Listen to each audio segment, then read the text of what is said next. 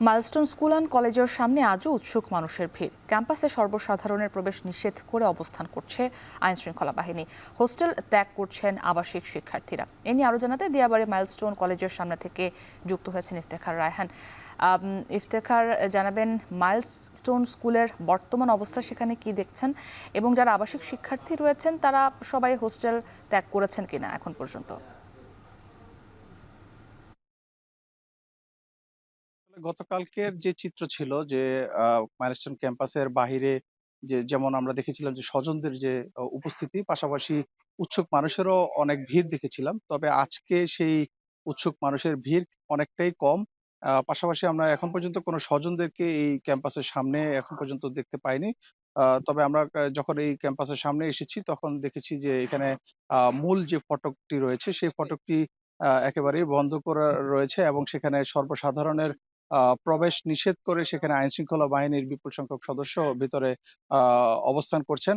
এবং এখানে আমরা আরেকটি যেটি দেখতে পেয়েছি সেটি হচ্ছে এখানে যারা আবাসিক শিক্ষার্থী রয়েছেন, যেহেতু এটি মাইলস্টোন কলেজের মেইন ক্যাম্পাস, যে কারণে এখানে একটি আবাসিক বা হোস্টেল রয়েছে যেখানে অনেক শিক্ষার্থীরা অবস্থান করছিলেন। তো তারা তাদের যে অভিভাবকরা আসছেন এবং তারা এসে তাদের যে সন্তানদেরকে এই হোস্টেল থেকে নিয়ে যাচ্ছেন আমরা দেখেছি।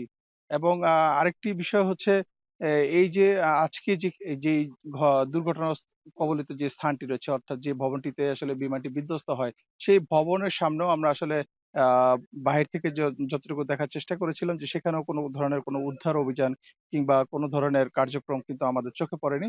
এবং এই মুহূর্তে যে ক্যাম্পাসের যে মূল ফটকটি রয়েছে, মূল ফটকের সামনে দিয়ে ২-১ জন করে এখানকার যে কলেজের শিক্ষক রয়েছেন তারা আসছেন। এবং আ আপনি জানেন যে গতকালকে এই মাইলস্টোন ক্যাম্পাসের যে বিমান দুর্ঘটনার আ এই ঘটনায় কিন্তু আ বা শিক্ষার্থীরা বিক্ষোভ করেছিলেন ৬ দফা দাবিতে, এবং পরবর্তীতে এখানে ২ জন শিক্ষা উপদেষ্টা এবং আইন উপদেষ্টাকে অ্যা এখানে কিন্তু অবরুদ্ধ করে রাখা হয় প্রায় ৯ ঘন্টা। এবং এক পর্যায়ে কিন্তু সরকারের পক্ষ থেকে শিক্ষার্থীদের সেই ৬ টি দফার যে দাবি ছিল সেই দাবিগুলো মেনে নেওয়া হয়েছিল। তবে শিক্ষার্থীরা তারপরেও কিন্তু তাদের যে অবস্থান সেটি কিন্তু রেখেছিলেন একদম সন্ধ্যা পর্যন্ত।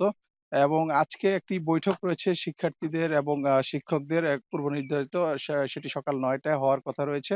তবে এখন পর্যন্ত আমরা আ শিক্ষার্থীদের আ তেমন উপস্থিতি এখানে দেখতে পাইনি। গতকালকে আমরা যেমনটি দেখেছিলাম যে মূল ক্যাম্পাসের ভেতরে শিক্ষার্থীদের অবস্থান ছিল, সাবেক এবং বর্তমান শিক্ষার্থীদের। তবে আজকে সেই শিক্ষার্থীদেরকে দেখা যায়নি এখন পর্যন্ত। এবং বাহিরে যেও ২-১ জন উৎসুক মানুষ রয়েছে তারাও শুধুমাত্র জাস্ট আ এখানে শুধু এসে দেখছেন যে আসলে এই কবলিত স্থানটি। তবে এখন পর্যন্ত নিখোঁজ কোনো আ স আ শিক্ষার্থীর স্বজনদেরকে আমরা এই পর্যন্ত এখানে দেখতে পাইনি। তো এই ছিল আমার কাছে মাইলস্টোন ক্যাম্পাস থেকে সবশেষ তথ্য। যুক্ত ছিলেন ইফতেখার রায়হান।